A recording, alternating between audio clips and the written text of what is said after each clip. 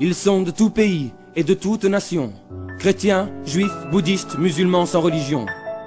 Ils ont chacun leurs idées politiques, les uns aiment la techno, les autres le classique. Promulguant l'unité dans la diversité, ils forment une authentique fraternité. Mais qui sont-ils?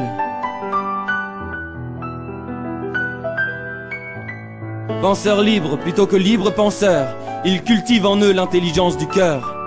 Ils sont très humanistes et font de l'être humain le cœur de leur philosophie au quotidien. Cherchant la vérité au-delà des croyances, ils mènent une quête de connaissances. Mais qui sont-ils? Spiritualistes sans être religieux, ils ont une approche ésotérique de Dieu. Ils ne voient pas en lui un être surnaturel, mais une conscience, une énergie universelle. Leur enseignement n'étant rien dogmatique, on dit de lui qu'il est profondément mystique. Mais qui sont-ils? Mais qui sont-ils?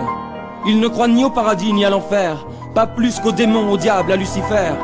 Recherchant le vrai sens de l'existence, ils accordent peu d'importance aux apparences. Ils savent le pourquoi et le comment des choses, mais aussi ce qui fait la beauté des roses. Mais qui sont-ils? Mais qui sont-ils?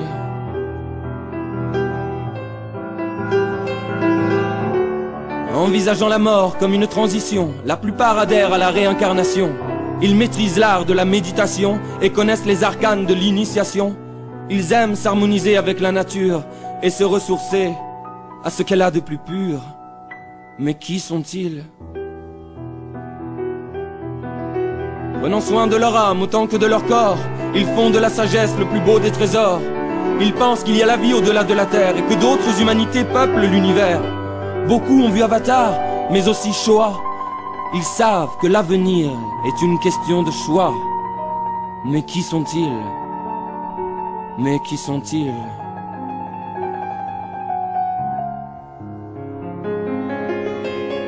Le monde ne va pas bien, mais ils gardent l'espoir de le rendre meilleur et d'embellir l'histoire.